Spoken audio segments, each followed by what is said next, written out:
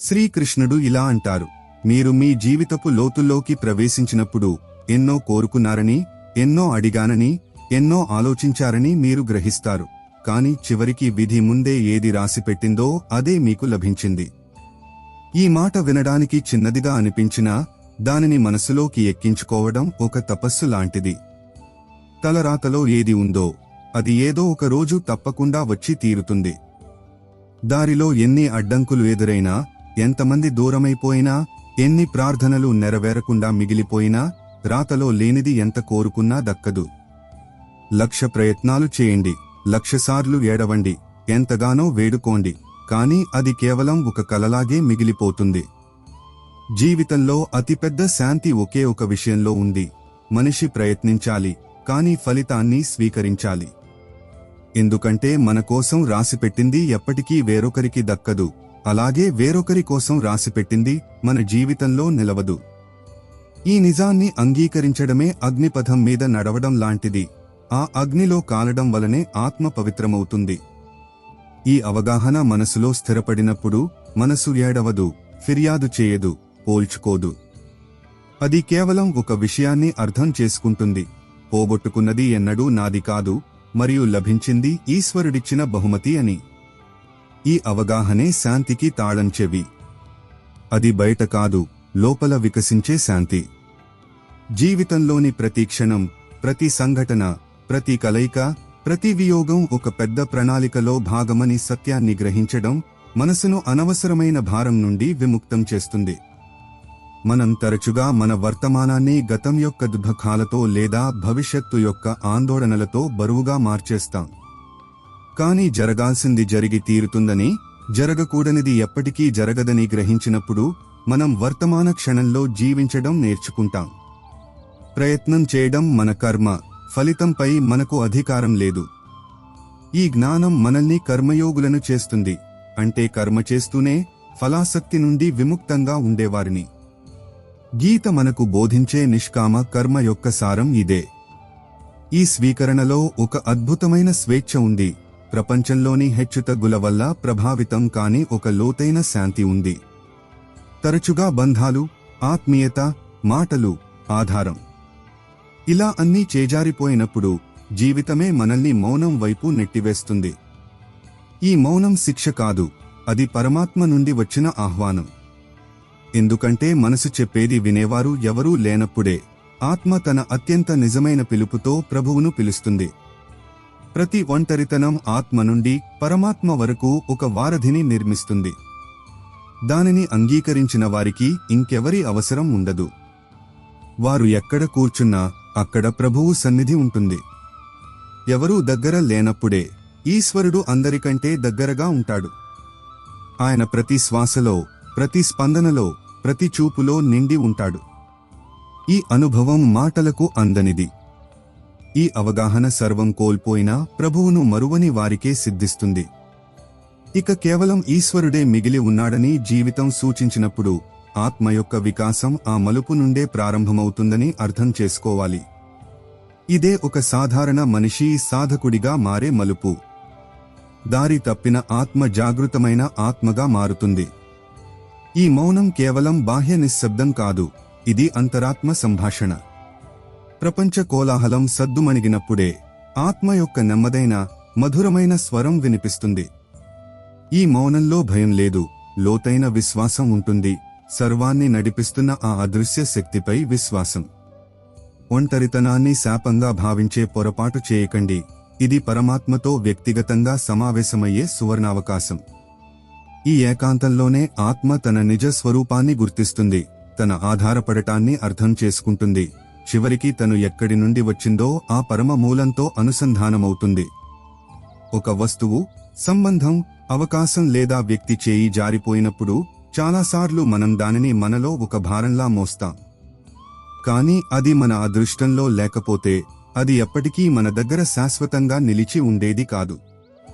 ఒకవేళ అది వెళ్ళిపోయిందంటే దాని నిష్క్రమణ మన ఆత్మ ప్రయాణానికి అవసరమైనది. ప్రతి నష్టం, ప్రతి దూరం, ప్రతి వియోగం ఆత్మను అగ్నిలో కాల్చి పరిశుద్ధం చేసే మాధ్యమాలు. అందుకే వెళ్ళిపోయిన దానిని వెళ్ళిపోనివ్వండి. విరిగిపోయిన దానిని విరిగిపోయినట్లే ఉండనివ్వండి. విరిగిన ముక్కలు ఆత్మకు గుచ్చుకుంటాయి, కాని ఈశ్వరుడు ఎవ్వరినీ అసంపూర్ణంగా వదిలిపెట్టలేదు. ఆయన ప్రతి నష్టం తర్వాత కొత్తదాన్ని పంపుతాడు. కొన్నిసార్లు అనుభవాన్ని, కొన్నిసార్లు జ్ఞానాన్ని, కొన్నిసార్లు ఏకాంతంలో ప్రభువు సాక్షాత్కారాన్ని. చేయి జారిపోయింది అవసరమైనది కాదు, తోడుగా నిలవనిది భవిష్యత్తులో భాగం కాదు. కాబట్టి పోయిన దాని గురించి శోకించకండి. దానిని ప్రభువుకు అప్పగించి మిగిలిన దానిలో ప్రభువు కృపను గుర్తించండి. ఈ జ్ఞానమే శాంతి ద్వారాలను తెరుస్తుంది. ప్రతి ముగింపు ఒక కొత్త ప్రారంభానికి సంకేతమని అర్థం చేసుకోవడం మనల్ని విముక్తులను చేస్తుంది. మోహమే బంధానికి కారణం. మనం ఒక వస్తువు లేదా వ్యక్తి పట్ల అతిగా మోహాన్ని పెంచుకున్నప్పుడు వారి నిష్క్రమణ మనకు భరించలేని బాధను కలిగిస్తుంది. వైరాగ్యం అంటే అన్నీ వదిలేయడం కాదు, ఆసక్తి నుండి విముక్తి పొందడం. వెళ్లిపోయిన వారి మధుర స్మృతులను పదిలంగా ఉంచుకోండి, కాని వారు వెళ్లిపోయారనే దుఃఖాన్ని మీ వర్తమానంపై ఆధిపత్యం చెలాయించనివ్వకండి. మనం అనుమతిస్తే ఈశ్వరుడు ప్రతి ఖాళీ స్థానాన్ని తన ఉనికితో నింపుతాడు. జీవితం ఆగిపోయినట్లు అనిపించిన ప్రతి క్షణంలో, అన్నీ నిలిచిపోయినప్పుడు, అన్ని ద్వారాలు మూసుకుపోయినప్పుడు లోపల నుండి ఒక స్వరం వినిపిస్తుంది, ఇంకా కొంచెం వేచిచూడు అని. నిరీక్షణ అంటే కేవలం సమయం గడపడం కాదు, అది విశ్వాసంతో చేసే సాధన. నిరీక్షణ అంటే నీవు ఏమీ కాకపోయినా అన్నీ అయిన స్థితి, ఎందుకంటే నీ కోసం రాసిపెట్టింది పోగొట్టుకోలేవనే నమ్మకం నీలో ఉంటుంది. నీ ఆత్మ పిలుపు బ్రహ్మాండంలో ప్రతిధ్వనిస్తోంది. బ్రహ్మాండం సమాధానం ఇచ్చినప్పుడు ఆ సమాధానం నీ హృదయాన్ని నింపేస్తుంది. ప్రతి నిరీక్షణలోనూ ఈశ్వరుని ప్రణాళిక నడుస్తూనే ఉంటుంది. నువ్వు చూడలేకపోవచ్చు, కాని పైన ఏదో రూపుదిద్దుకుంటోంది. సమయం పరిపూర్ణమైనప్పుడు నువ్వు కోల్పోయానని అనుకుంటున్నది లేదా నువ్వు ఊహించలేనిది వచ్చి చేరుతుంది. తన వాటా సుఖం తన వైపే వస్తోందని అంతర్గతంగా దృఢంగా నమ్మినవాడే వేచి ఉండగలడు. ఈ దృఢ విశ్వాసం నదులన్నింటినీ తనలో కలుపుకునే సముద్రంలా, చీకటిని చీల్చుకుని ఉదయించే తొలి కిరణంలా ఆత్మను విశాలం చేస్తుంది. నిరీక్షణలో ఓర్పు, విశ్వాసం రెండూ సంగమిస్తాయి. ఇది నిష్క్రియాత్మకత కాదు, చైతన్యవంతమైన విశ్వాసం. ఈ స్థితిలో మనం బాహ్య పరిస్థితులపై నియంత్రణ కోల్పోతాం, కాని మన అంతర్గత స్థిరత్వాన్ని నిలుపుకుంటాం. ఒక ఉన్నత శక్తి మన జీవితాన్ని నడిపిస్తోందన్న జ్ఞానం మనల్ని అసహనం, ఆతృత నుండి కాపాడుతుంది. నిరీక్షణ ఫలం తరచుగా మన అంచనాల కంటే మధురంగా ఉంటుంది, ఎందుకంటే అది ఈశ్వరునిచే ఎంపిక చేయబడింది, మన పరిమిత కోరికలచే కాదు. చాలాసార్లు మనం ఒక వ్యక్తి, సంఘటన, మాట, ప్రవర్తన, ఆధారం లేదా గౌరవం నుండి సుఖం లభిస్తుందని అనుకుంటాం. కాని జీవితం ఒక్కొక్కటిగా ఆ స్తంభాలను కూల్చినప్పుడు చివరకు నిజమైన సుఖం లోపల ఏదైనా పొందాలనే కోరిక లేనప్పుడే కలుగుతుందని అర్థమవుతుంది. అంచనాలు అంతమైనప్పుడు లోపల ఒక శూన్యం ఏర్పడుతుంది. ఆ శూన్యంలోనే ఈశ్వరుడు నివసిస్తాడు. మనం ఎంతగా అంచనాలు పెట్టుకుంటే అంతగా దుఃఖాన్ని పొందుతాం. కాని మనం ఇవ్వడం నేర్చుకున్నప్పుడు, ప్రతిఫలం ఆశించకుండా, గౌరవం కోరకుండా, విలువను లెక్కించకుండా, అప్పుడు లోపల శాంతి యొక్క వేర్లు విస్తరిస్తాయి. ఈ సుఖం బయటి చిరునవ్వు కాదు, ఒక అంతర్గత స్థిరత్వం. ఇది ఎవరిని చెప్పినా, ఎవరు ఏం చేసినా, ఎవరు ఎంత దూరమైనా, మీరు లోపల నుండి కదలని స్థితి, ఎందుకంటే మీ ఆత్మ ఇప్పుడు ఏ అంచనాలకు బానిస కాదు. ఇదే ఆత్మనిర్భరత, ఇదే నిర్లిప్తత, ఇదే నిజమైన సుఖం. ప్రపంచంలోని వస్తువులు, సంబంధాలు తాత్కాలిక సుఖాన్ని ఇవ్వగలవు, కానీ శాశ్వత ఆనందానికి మూలం లోపలే ఉంది. మనం మన సంతోషం కోసం బాహ్య కారకాలపై ఆధారపడినప్పుడు మనం ఎల్లప్పుడూ నిరాశకు గురయ్యే ప్రమాదంలో ఉంటాం. కానీ మనం మన సంతోషం యొక్క నియంత్రణను మనలోకి తీసుకుని, అంచనాలను త్యజించి, సంతృప్తిని స్వీకరించినప్పుడు మనం నిజమైన అర్థంలో స్వతంత్రులుగా, సుఖంగా ఉంటాం. నిర్లిప్తత అంటే ఉదాసీనత కాదు, అనాసక్త ప్రేమించడం, కానీ బదులుగా ఏమీ ఆశించకపోవడం. ఇదే ప్రేమ యొక్క శుద్ధమైన రూపం, ఇదే శాశ్వత సుఖానికి మార్గం. జీవితం ఎన్నో లాక్కున్నప్పుడు, బంధాలు, ఆరోగ్యం, సామర్థ్యం, కలలు, అప్పుడు మిగిలి ఉన్నదే అత్యంత విలువైనది. తరచుగా మనం పోగొట్టుకున్న దాని గురించి శోకంలో మునిగిపోయి మిగిలి ఉన్న దానిపై దృష్టి పెట్టం. కానీ మిగిలి ఉన్న దానిలోనే ప్రభువు కృప దాగి ఉంటుంది. శ్వాస నడుస్తోందంటే ఆత్మ పని ఇంకా పూర్తి కాలేదని అర్థం. మనసు ఆలోచించగలుగుతోందంటే ప్రభువుతో సంభాషణ ఇంకా మిగిలే ఉందని అర్థం.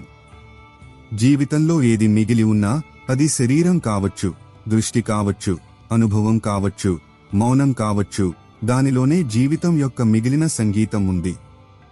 ఆత్మ తన అత్యంత పవిత్రమైన రూపంలో వికసించే క్షణాలు ఇవే. ఈ మిగిలిన క్షణాలు తక్కువగా ఉన్నా ఎక్కువ విలువైనవి. వాటి ప్రాముఖ్యత మాటలతో కాదు, అనుభవాలతో తెలుస్తుంది. ఎందుకంటే ఏ క్షణాలలో అయితే శబ్దం, పరుగు, కోరిక ఉండవో ఆ క్షణాలలోనే పరమాత్మను కలిసే అవకాశం ఎక్కువగా ఉంటుంది.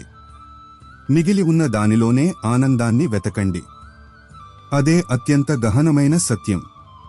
కృతజ్ఞతాభావం ఇక్కడి నుండే పుడుతుంది. మన దగ్గర ఏది లేదో ఆలోచించే బదులు ఏది ఉందో దానిపై దృష్టి సారించినప్పుడు హృదయం కృతజ్ఞతతో నిండిపోతుంది.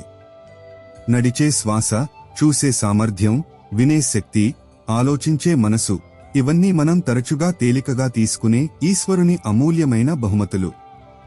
మిగిలి ఉన్న దానినే ఆధారంగా చేసుకుని జీవితాన్ని కొత్తగా ప్రారంభించడమే నిజమైన ఆధ్యాత్మికత.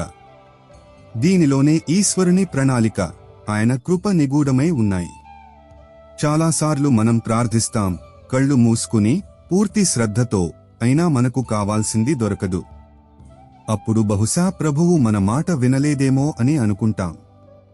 కానీ నెమ్మదిగా సమయం గడిచి సంఘటనలు జరిగినప్పుడు మనం అడిగింది బహుశా మనకు మంచిది కాదేమో అని అర్థమవుతుంది. ప్రభువు మన మనసుకు నచ్చింది ఇవ్వరు, ఆయన ఆత్మకు ఏది అవసరమో దాన్నే ఇస్తారు. ఆత్మిక వికాసం కోసం, లోపలి చీకటిని తొలగించడం కోసం. కొన్నిసార్లు అహంకారాన్ని విరగ్గొట్టడానికి మనకు దుఃఖాన్ని ఇస్తారు. కొన్నిసార్లు లోపలి మౌనాన్ని వినడానికి ఒంటరితనాన్ని ఇస్తారు. కొన్నిసార్లు పట్టుదల యొక్క వాస్తవికతను అర్థం చేసుకోవడానికి మన నుండి కొన్నింటిని దూరం చేస్తారు. కొన్నిసార్లు ఎవరూ లేని మలుపులో మనల్ని వదిలేస్తారు, తద్వారా మనం చివరికి ఈశ్వరుని వైపు తిరుగుతాం. ఇదే జీవితం యొక్క గూఢ ప్రణాళిక. మనసు గందరగోళానికి గురవుతుంది, కానీ ఆత్మ చివరకు విముక్తి పొందుతుంది. మన దృష్టి పరిమితమైనది, మనం కేవలం తక్షణ లాభాన్ని లేదా సుఖాన్ని చూస్తాం. కానీ ఈశ్వరుని దృష్టి అనంతమైనది, ఆయన మన దూరదృష్టితో కూడిన సంక్షేమాన్ని చూస్తారు. ఆయన ప్రణాళిక మన అవగాహనకు అందనిది కావచ్చు, కానీ అది ఎల్లప్పుడూ మన మేలుకే ఉంటుంది. ప్రార్థనకు మన కోరిక ప్రకారం సమాధానం రానప్పుడు నిరాశ చెందకుండా, ఈశ్వరుడు మనకు ఇంకా మెరుగైనది ఇవ్వాలని కోరుకుంటున్నారని లేదా మనల్ని ఏదైనా పెద్ద దుఃఖం నుండి కాపాడుతున్నారని విశ్వసించాలి. ఆయన ఇష్టంలో మన ఇష్టాన్ని కలపడమే నిజమైన శరణాగతి. జీవితం పదే పదే పరీక్షించినప్పుడు, సమాధానాలు దొరకనప్పుడు, దారులు మూసుకుపోయినప్పుడు, అప్పుడు ఒకే ఒక్క ఆధారం ఉంటుంది: ఓర్పు. ఓర్పు అంటే నిష్క్రియంగా వేచి ఉండటం కాదు, అది ప్రతి చీకటికి అంతం ఉంటుందనే విశ్వాసం. అది ఆత్మ ఫిర్యాదు లేకుండా ముందుకు సాగాలనే దృఢత్వం. నలువైపులా నిశ్శబ్దం ఆవరించినప్పుడు, ఎవరూ దగ్గర లేనప్పుడు, అన్ని స్వరాలు మౌనమైనప్పుడు కూడా లోపల ఒక దీపం వెలుగుతూ ఉండాలి. అదే ఓర్పు. ఆత్మను కాల్చి బంగారం చేసే అగ్ని ఇదే. ఓర్పు తుఫానులలో కూడా తన వేళ్లను వదలని మర్రి చెట్టు లాంటిది. ఓర్పు ఉన్నవారిని విధి ఓడించలేదు. ఎందుకంటే ఈ రోజు మూసుకున్న సమయమే రేపు అవకాశంగా మారుతుంది. ఈ రోజు మూసుకున్న ద్వారమే రేపు ఏదైనా అద్భుతానికి దారి కావచ్చు. ఓర్పు ఆత్మ పూజ, ఈశ్వరుడిని చూడకుండానే కేవలం విశ్వాసంతో పట్టుకోవడం. ఓర్పు వహించడం కష్టం కావచ్చు, ప్రత్యేకించి పరిస్థితులు అత్యంత ప్రతికూలంగా ఉన్నప్పుడు. కాని ప్రతికూల పరిస్థితులలో కూడా సమతుల్యతను కాపాడుకోవడానికి సహాయపడే గుణం ఇదే. ఓర్పు మనల్ని తొందరపాటు, ఆతృతలో తీసుకునే తప్పుడు నిర్ణయాల నుండి కాపాడుతుంది. ప్రతిదానికి ఒక సరైన సమయం ఉంటుందని, ఆ సమయం కోసం వేచి ఉండటం అవసరమని ఇది మనకు నేర్పుతుంది. రాత్రి ఎంత సుదీర్ఘంగా ఉన్నా ఉదయం తప్పక వస్తుందని ఓర్పుగల వ్యక్తికి తెలుసు. ఈ విశ్వాసమే అతనికి చీకటిలో కూడా ఆశాకిరణాన్ని చూపిస్తుంది. ఈ ప్రపంచం ఎన్ని బంధాలను ఇస్తుందో అన్ని అంచనాలను కూడా ఇస్తుంది. ప్రతి ఒక్కరూ గౌరవం, సమయం, ఆధారం లేదా తోడు వంటివి పొందాలనే కోరికతోనే ప్రేమిస్తారు. కానీ ఈ ప్రేమ డొల్లగా ఉన్నప్పుడు మనం కుంగిపోతాం. అప్పుడు ఎవరూ అర్థం చేసుకోవడం లేదని, ఎవరికీ మనం అవసరం లేదని అనిపిస్తుంది. కానీ జీవితంలో అతిపెద్ద సత్యం ఏమిటంటే, ప్రభువు ప్రేమ ఎప్పటికీ తగ్గదు, ఎప్పటికీ విరగదు, ఎప్పటికీ షరతులు పెట్టదు. ఆ ప్రేమ శ్వాసతో పాటు నడుస్తుంది, మౌనంలో మాట్లాడుతుంది, ప్రతి పతనంలోనూ పైకి లేపుతుంది, ప్రతి నిశ్శబ్దంలోనూ ఆధారాన్ని ఇస్తుంది. ఆ ప్రేమ తల్లి ఒడి కన్నా మృదువైనది, తండ్రి నీడ కన్నా విశాలమైనది. ప్రపంచమంతా విడిచిపెట్టినా ఆ ప్రేమ మిగిలే ఉంటుంది. ఒక్కసారి ఆ ప్రేమను అనుభూతి చెందిన ఆత్మకు మరే ఇతర ప్రేమ అవసరం ఉండదు. ఆత్మకు పరిపూర్ణతను ఇచ్చే అనుభవం ఇదే. ప్రేమ తరచుగా స్వార్థంపై ఆధారపడి, షరతులతో ముడిపడి ఉంటుంది. అందుకే అది శాశ్వత సుఖాన్ని ఇవ్వలేదు. కానీ ఈశ్వరుని ప్రేమ నిస్వార్థమైనది, అపరిమితమైనది. అది మన గుణాలు లేదా అవగుణాలపై ఆధారపడదు. అది ఎల్లప్పుడూ అందుబాటులో ఉంటుంది. దానిని అనుభూతి చెందడానికి మనం కేవలం మన హృదయాన్ని తెరవాలి. మనం ఈ దివ్య ప్రేమను అనుభవించినప్పుడు ప్రేమ యొక్క అసంపూర్ణతలు మనల్ని బాధించవు. నిజమైన, శాశ్వతమైన ప్రేమ కేవలం పరమాత్మ నుండి మాత్రమే లభిస్తుందని మనం అర్థం చేసుకుంటాం. ఈ ప్రేమే మనకు నిజమైన తృప్తిని, భద్రతను అందిస్తుంది. మనం జీవితాంతం ఇతరులను అర్థం చేసుకోవడంలోనే గడిపేస్తాం. ఎవరు మంచివారు, ఎవరు చెడ్డవారు, ఎవరు ఏం చేశారు, ఎవరు ఏం చేయలేదు అని. అప్పుడు చివరకు భ్రమ మాత్రమే మిగులుతుంది. కానీ మనల్ని మనం అర్థం చేసుకోవడానికి కూర్చున్నప్పుడు మన భయాలు, మన అంచనాలు, మన బలహీనతలు, మన శక్తి, అప్పుడు అసలైన సాధన మొదలవుతుంది. ఆత్మ యొక్క ఆలయం బయట కాదు, లోపల ఉంది. ప్రతిరోజూ కలిగే బాధ కేవలం లోపలి అద్దాన్ని శుభ్రపరచడానికే. మనం ఇతరులలో దోషాలు వెతికినంత కాలం లోపలి చీకటి తొలగిపోదు. కానీ ఏ రోజైతే మనల్ని మనం అంగీకరిస్తామో, మన వైఫల్యాలను, మన అసంపూర్ణ కోరికలను, మన తప్పులను, ఆ రోజు నుండే లోపల శాంతి ప్రారంభమవుతుంది. ఎందుకంటే ఆత్మను ఎంత లోతుగా అర్థం చేసుకుంటే అది అంతగా ప్రభువుకు దగ్గరవుతుంది. ఇదే ఆత్మజ్ఞానం, ఇదే నిజమైన ధర్మం. తనను తాను తెలుసుకోవడమే అత్యంత కష్టమైన, కానీ అత్యంత అవసరమైన ప్రయాణం. మనం తరచుగా బాహ్య ప్రపంచంలో చిక్కుకుపోయి మనలోకి తొంగి చూడటానికి వెనుకాడతాం. కానీ మన మనసు లోతుల్లో దాగి ఉన్న భయం, క్రోధం, అసూయ, అహంకారాలను గుర్తించి అంగీకరించినంత వరకు మనం వాటి నుండి విముక్తి పొందలేం. ఆత్మ పరిశీలన, ఆత్మ స్వీకృతి అనేవి ఆత్మ సంస్కరణకు మొదటి మెట్లు.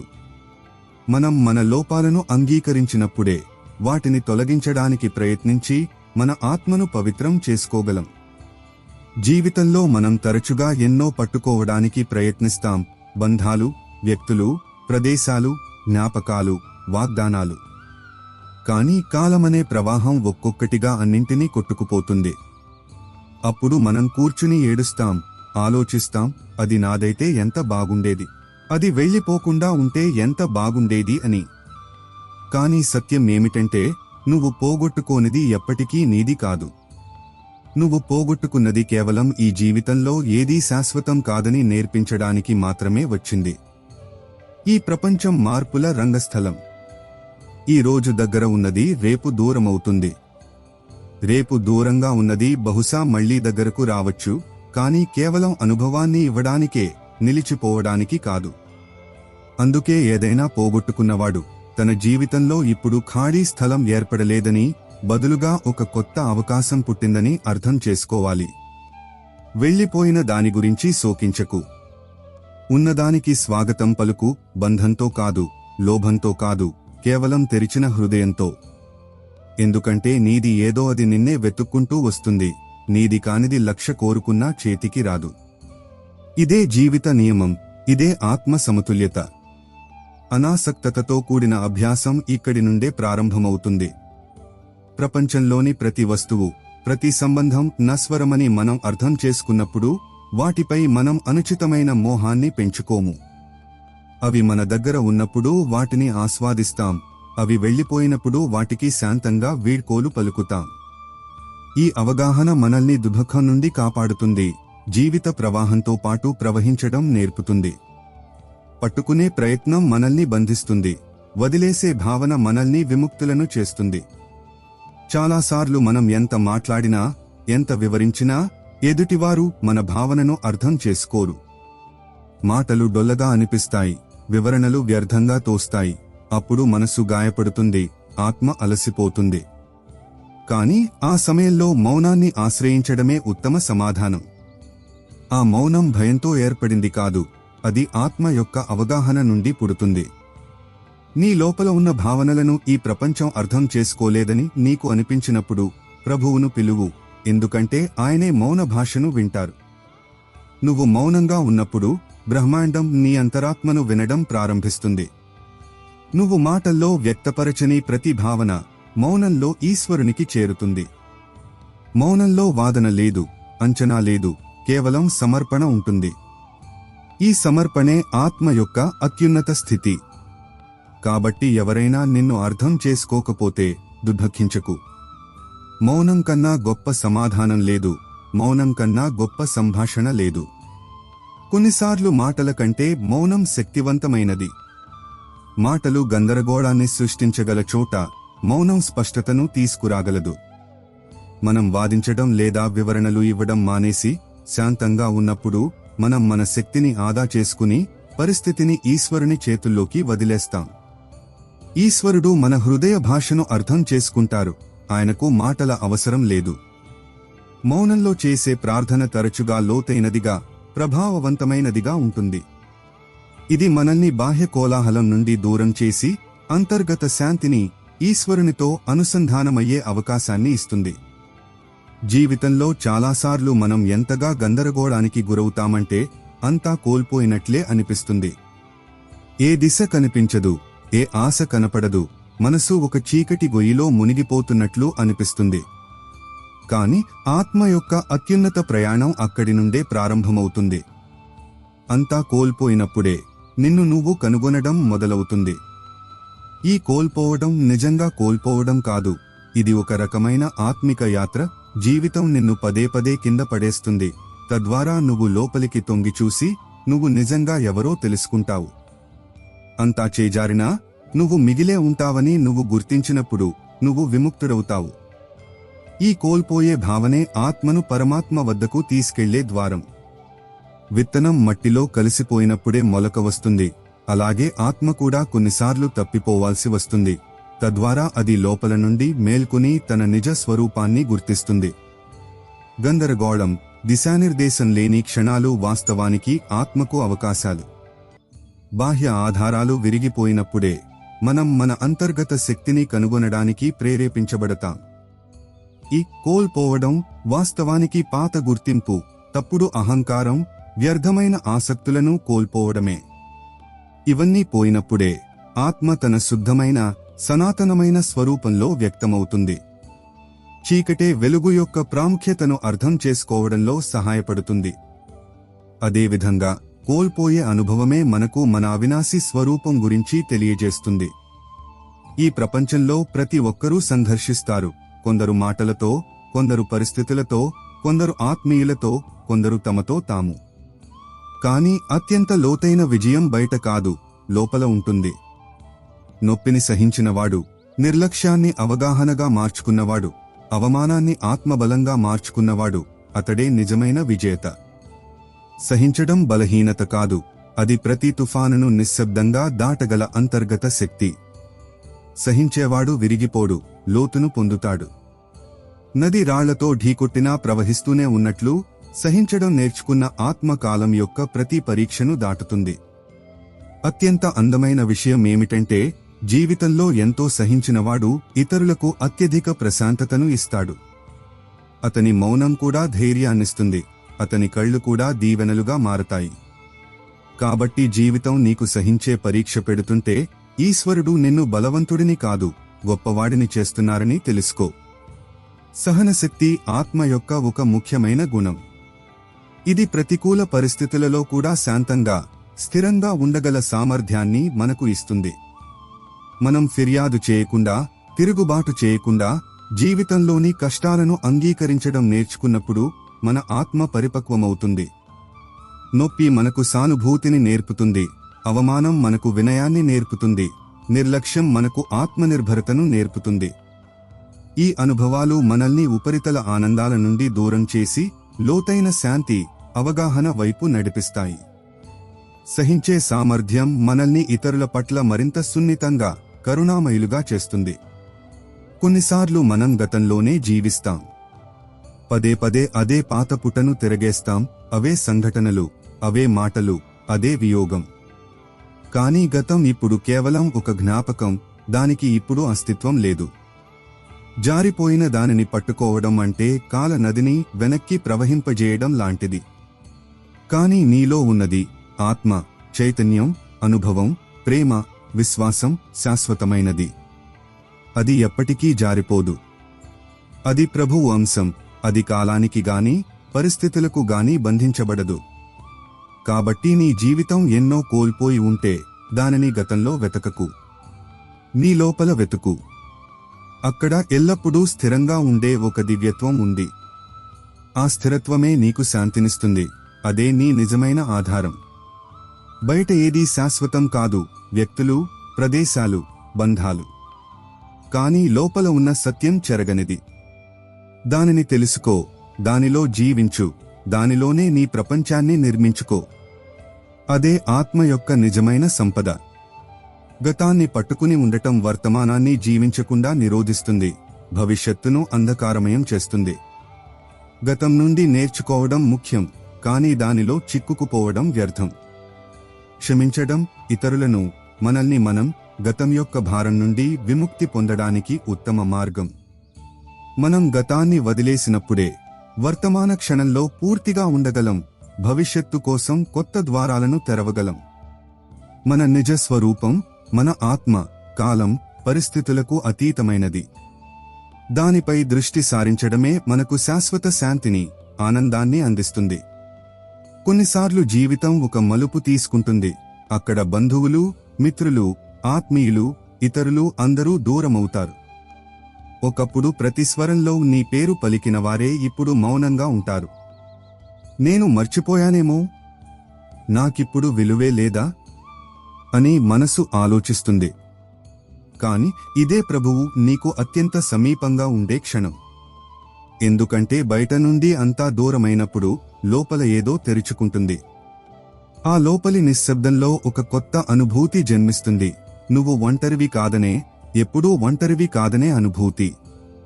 నీలో శ్వాసతో ప్రవహిస్తున్న ఆత్మే ప్రభువు. ఆయన బయట కాదు, లోపల కలుస్తాడు. ప్రపంచంలోని అన్ని ద్వారాలు మూసుకుపోయినప్పుడు ప్రభువు ద్వారం తెరుచుకుంటుంది. ఈ ఒంటరితనం శాపం కాదు, ఇది ప్రభువును కలవడానికి ఒక ఆహ్వానం. నువ్వు నీ జీవితంలో అత్యంత పవిత్రమైన యాత్రను ప్రారంభించే సమయం ఇది, బయట నుండి లోపలికి. ఆ యాత్రలో మాటలు అవసరం లేదు, తోడు అవసరం లేదు, కేవలం మౌనం, శ్రద్ధ, సమర్పణ చాలు. అప్పుడు నువ్వు గ్రహిస్తావు, ప్రభువు ప్రతి క్షణం ఉన్నారని, ఉంటారని. మనం మాత్రమే ప్రపంచపు సందడిలో ఆయన్ని మర్చిపోయామని. సామాజిక ఏకాంతం తరచుగా ఆధ్యాత్మిక సాన్నిధ్యానికి ద్వారం తెరుస్తుంది. మానవ ఆధారాలు తొలగిపోయినప్పుడే మనం దైవిక ఆధారం వైపు తిరుగుతాం. ఈ ఒంటరితనం మనకు ఆత్మనిర్భరతను నేర్పుతుంది. మన నిజమైన సంతోషం, భద్రతకు మూలం బయట కాదు, లోపలే ఈశ్వరునిలోనే ఉందని అనుభూతి చెందేలా చేస్తుంది. ఈ ఏకాంతంలో మనం ఈశ్వరుని ఉనికిని మరింత స్పష్టంగా అనుభూతి చెందగలం, ఆయనతో లోతైన సంబంధాన్ని ఏర్పరచుకోగలం. జీవితంలోని గాయాలు చాలా లోతైనవి. ఏ మాట వాటిని పూడ్చలేదు, ఏ బయటి మందు పనిచేయదు. ఆత్మీయుల నుండి దెబ్బ తగిలినప్పుడు, నమ్మకాలు విరిగినప్పుడు, ప్రేమ బాధగా మారినప్పుడు, అప్పుడు కేవలం కాలమే మందు వేస్తుంది. కాని కాలం కూడా ఆత్మ దానిని స్వీకరించినప్పుడే ప్రభావం చూపుతుంది. ఆత్మ ప్రతి వియోగాన్ని నెమ్మదిగా కలుపుకుంటుంది, ప్రతి బాధను మౌనంలో దాచుకుంటుంది. నువ్వు ఏడుస్తున్నప్పుడు ఎవరూ వినకపోతే ఆత్మ నీ కన్నీళ్లను ప్రభువు పాదాల వద్దకు తీసుకెళ్తుంది. నువ్వు నిశ్శబ్దంగా సహించినప్పుడు నీ ప్రతి మౌన పదం విశ్వంలో ప్రతిధ్వనిస్తుంది. ఇదే ఆత్మశక్తి. అది అదృశ్యంగా ఉంటూనే నిన్ను నిలబెడుతుంది. కాబట్టి జీవితం నిన్ను విరగ్గొట్టినప్పుడు నీ ఆత్మతో అనుసంధానమవ్వు. అక్కడే అత్యంత లోతైన ఆధారం దొరుకుతుంది. కాలం నీ గాయాలను మాన్పుతుంది. ఆత్మ నీకు కొత్త దృక్కోణాన్ని ఇస్తుంది. నీ దుఃఖంలో కూడా ప్రభువు కృపను చూడగల దృక్కోణాన్ని. భావోద్వేగ గాయాలను మాన్పడానికి సమయం అవసరం, కానీ కేవలం సమయం సరిపోదు. మనం ఆ గాయాలను అంగీకరించాలి, వాటి నుండి నేర్చుకోవాలి, చివరికి వాటిని క్షమించాలి. ఆత్మకు స్వస్థత చేకూర్చే అద్భుతమైన సామర్థ్యం ఉంది. మనం మన బాధను ఈశ్వరునికి సమర్పించి మన ఆత్మశక్తిపై విశ్వాసం ఉంచినప్పుడు నెమ్మదిగా గాయాలు మానడం మొదలవుతాయి. మనం దానిని సరైన దృక్కోణంతో చూస్తే నొప్పి మనల్ని బలహీనులను కాదు, మరింత వివేకవంతులను, కరుణామయులను చేస్తుంది. మనం చాలాసార్లు అసహనానికి గురవుతాం. వెంటనే ఫలితం కావాలి, వెంటనే పరిష్కారం కావాలి. మన ప్రార్థనలు పదే పదే చేస్తాం, కానీ సమాధానం రాదు. ప్రభువు మన మాట వినడం లేదేమో అని అనుకుంటాం. కానీ లోతుగా అర్థం చేసుకున్న ఆత్మకు తెలుసు, ప్రభువు ఎప్పుడూ ఆలస్యం చేయరు. ఆయన కేవలం సరైన సమయంలోనే పనిచేస్తారు. ఆ సమయం మన అవగాహనకు అందనిది. ఆయన ప్రతి సంఘటనకు ఒక నిర్దిష్ట క్షణాన్ని నిర్ణయించి ఉంటారు. ఆ క్షణానికి ముందు ఏదీ జరగదు. విత్తనం మొలకెత్తడానికి ఒక నిర్దిష్ట ఋతువు అవసరమైనట్లు జీవితంలోని ప్రతి సంఘటనకు ఒక నిర్ధారిత సమయం ఉంటుంది. మనం ఎంత ప్రయత్నించినా సమయం రాకపోతే ఆ సంఘటన జరగదు. కానీ ఆ సమయం వచ్చినప్పుడు అద్భుతాలు జరుగుతాయి. శబ్దం లేకుండా, ముందు సూచన లేకుండా, కేవలం ప్రభువు ప్రణాళిక ప్రకారం. కాబట్టి ఈ రోజు నువ్వు వేచి ఉండాల్సి వస్తే ఇది నిష్క్రియాత్మకత కాదని, ఇది తయారీ అని తెలుసుకో. ప్రభువు నీ కోసం ఉత్తమమైన దాన్నే పంపుతున్నారు. నువ్వు కేవలం ఓర్పుగా, నమ్మకంతో ఉండు. ఈశ్వరుని కాలపట్టిక మన కాలపట్టికకు భిన్నంగా ఉంటుంది. మన అసహనం తరచుగా మన పరిమిత అవగాహన, విశ్వాస లోపం ఫలితమే. మనం పూర్తి విశ్వాసంతో వేచి ఉన్నప్పుడు ఈశ్వరుని ప్రణాళిక వ్యక్తమవడానికి మనం అవకాశం ఇస్తాం. ఈ నిరీక్షణ మనకు ఓర్పు, సహనం, విశ్వాసం వంటి గుణాలను పెంపొందించుకోవడంలో సహాయపడుతుంది. సరైన సమయంలో ఫలితం లభించినప్పుడు అది మన అంచనాల కన్నా ఎంతో సంతృప్తికరంగా ఉంటుంది. ప్రపంచంలో ప్రతి ఒక్కరూ ఏదో ఒక దుఃఖంతో పోరాడుతున్నారు. కొందరు సంబంధాల కారణంగా, కొందరు గడిచిన రోజుల వల్ల, కొందరు తమ సొంత తప్పుల భారం వల్ల. కానీ దుఃఖాన్ని పట్టుకుని ఉండటం ఆత్మను విషంతో నింపడమే. ఏ రోజు నువ్వు దానిని వదలడం నేర్చుకుంటావో ఆ రోజే లోపల శాంతి ప్రవాహం మొదలవుతుంది. కానీ ఎలా వదలాలి? సంవత్సరాలుగా మోస్తున్న ఆ భారాన్ని ఎలా కింద పెట్టాలి? సమాధానం ఒక్కటే, దానిని ప్రభువుకు అర్పించు. ఒక పసిబిడ్డ తన విరిగిన వస్తువును తల్లికి ఇచ్చి, అమ్మా, దీన్ని సరిచేయి అని చెప్పినట్లు నీ విరిగిన హృదయాన్ని, దుఃఖిస్తున్న ఆత్మను, బాధాకరమైన జ్ఞాపకాలను ప్రభువుకు అప్పగించు. ఓ ప్రభూ, నేను ఇక మోయలేను, దీన్ని మీరు చూసుకోండి అని చెప్పు. నమ్మండి, సృష్టిని నడుపుతున్న ఆ ప్రభువు నీ విరిగిన మనస్సును కూడా సరిచేయగలరు. కానీ నువ్వు నీ దుఃఖాన్ని ఆయనకు ఇవ్వడానికి ధైర్యం చూపినప్పుడే ఆయన అలా చేస్తారు. అర్పించడం అంటే నేను ఇక స్వయంగా మోయలేను, నాకు ఈశ్వరుని చేయి కావాలి అని అంగీకరించడం. ఇదే సమర్పణ, ఇదే ముక్తి. దుఃఖాన్ని పట్టుకుని ఉండటం వల్ల అది పెరుగుతుంది, మన మనసును కటుత్వంతో నింపుతుంది. దానిని వదిలించుకోవడానికి అత్యంత ప్రభావవంతమైన మార్గం సమర్పణ. మనం మన సమస్యలను, దుఃఖాలను ఈశ్వరునికి అప్పగించినప్పుడు మనం ఆ భారం నుండి విముక్తులమవుతాం. దీని అర్థం సమస్యలు వెంటనే మాయమవుతాయని కాదు, కానీ వాటిని ఎదుర్కోవడానికి కావలసిన శక్తిని, శాంతిని మనం పొందుతాం. సమర్పణ మనం ఒంటరిగా లేమని, ఈశ్వరుడు మనల్ని చూసుకుంటున్నారని విశ్వాసాన్నిస్తుంది. వృద్ధాప్యం శాపం కాదు, ఇది ఆత్మ జాగృతి ప్రయాణం. శరీరం యొక్క శక్తులు క్షీణించడం ప్రారంభించినప్పుడు, కళ్ళు మసకబారడం మొదలైనప్పుడు, జ్ఞాపకాలు వెనుకబడిపోవడం మొదలైనప్పుడు, అప్పుడు ఆత్మ సూర్యుడు ఉదయించడం ప్రారంభిస్తాడు. జీవితం యొక్క ప్రారంభం బాహ్య ప్రపంచంతో జరుగుతుంది, కానీ అంతం అంతర్గత ప్రపంచంలో ఉంటుంది. అందుకే వయసు పెరిగే కొద్దీ వ్యక్తి మౌనాన్ని ఇష్టపడతాడు, ధ్యానంలో లీనమవుతాడు, గడిచిన సమయాన్ని కొత్త భావనతో చూడటం ప్రారంభిస్తాడు. ఇది ఆత్మ యొక్క పునర్జన్మ, ఒక కొత్త దృక్కోణం, ఒక కొత్త లోతు. ఇక్కడ జీవితంలోని దుఃఖాలు కూడా పాఠాలు నేర్పుతున్నట్లు, ఒంటరితనం కూడా సాధనలా అనిపిస్తుంది. వృద్ధాప్యం ఆత్మను తన అత్యంత సమీపంలోకి తీసుకువెళ్తుంది, ప్రభువు సమీపంలోకి. కాబట్టి శరీరం ఇప్పుడు అలసిపోతుంటే భయపడకండి. ఇది ఇప్పుడు ఆత్మ మాట్లాడాలని కోరుకుంటున్నదానికి సంకేతం. దాని మాటలను వినండి, దాని మౌనాన్ని అర్థం చేసుకోండి. అదే నిజమైన జీవితం, అదే అంతిమ శాంతి. వృద్ధాప్యాన్ని శారీరక క్షీణతగా చూడటానికి బదులుగా ఆత్మిక ఉన్నతికి అవకాశంగా చూడాలి. బాహ్య ప్రపంచం యొక్క పరుగు తగ్గినప్పుడు అంతర్గత ప్రయాణానికి ఎక్కువ సమయం, శాంతి లభిస్తాయి. ఈ స్థితిలో జీవిత అనుభవాల సారాంశం అర్థమవుతుంది, భౌతిక వస్తువుల క్షణభంగురత్వం స్పష్టమవుతుంది. ధ్యానం, చింతన, ఈశ్వర స్మరణకు ఇది ఉత్తమ సమయం. శరీరం బలహీనపడినా ఆత్మ మరింత ప్రకాశవంతంగా, ఈశ్వరునికి సమీపంగా మారగలదు. జీవితంలో ఎంతో సహించిన తర్వాత కూడా ఎవరూ అర్థం చేసుకోనప్పుడు, మాటలు నిష్ప్రయోజనంగా అనిపించినప్పుడు, అలసట ఎముకల నుండి కాకుండా ఆత్మ నుండి వచ్చినప్పుడు, అప్పుడు లోపలికి ప్రవేశించే సమయం ఆసన్నమైందని అర్థం చేసుకోండి. ఈ ప్రపంచం నిన్ను ఎప్పటికీ పూర్తిగా అర్థం చేసుకోలేదు, ఎందుకంటే ఇది కేవలం నీ కర్మలను చూస్తుంది, నీ ఆత్మను కాదు. కాని నువ్వు నీ లోపలి కళ్ళు తెరిచినప్పుడు అక్కడ ఒక శాంతమైన, స్థిరమైన జ్యోతి వెలుగుతూ ఉంటుంది. అది ఎప్పుడూ ఆరిపోలేదు, ఎప్పుడూ ఆరిపోదు. అదే ఆత్మజ్యోతి, అదే ఈశ్వరుని నివాసం. నువ్వు అక్కడికి చేరినప్పుడు నువ్వు ఎవరితోనూ ఫిర్యాదు చేయవు, ఎవరి నుండి ఏమీ ఆశించవు, ఎందుకంటే అప్పుడు నీకు తెలుస్తుంది, ఉన్నదంతా లోపలే ఉందని. ఇదే ఆత్మ సాక్షాత్కారం యొక్క ప్రారంభం. మనసు బయటి ప్రపంచం నుండి దృష్టిని మళ్లించి ఆత్మ ఇంటికి తిరిగి వచ్చినప్పుడే ప్రశాంతతను పొందుతుంది.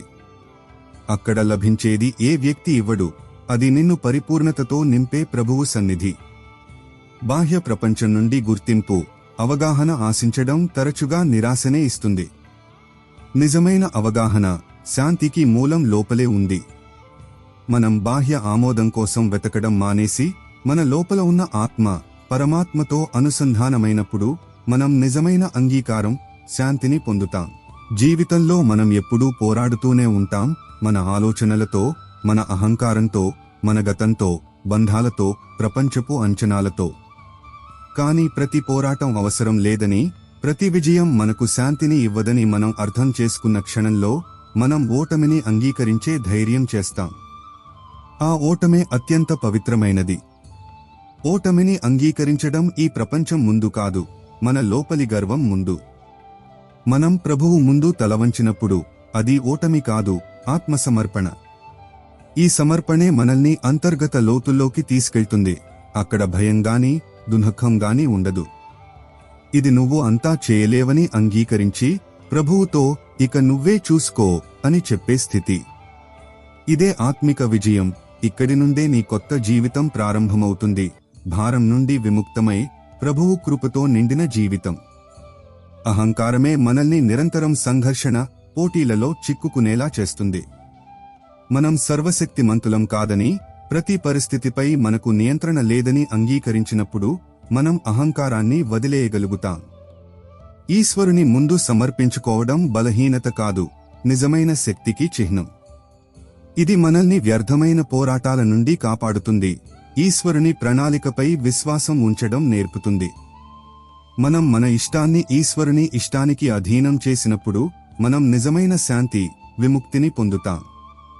ఈ ప్రపంచంలో ప్రతి ఒక్కరూ విశ్లేషిస్తారు, ఎవరు ఏమి చేయగలరు, ఎవరి ఉపయోగం ఏమిటి, ఎవరు ఎంత అవసరం అని. కాని ఆత్మ విలువ ఏ కార్యంతోనూ కాదు, దాని ఉనికితోనే ఉంటుంది.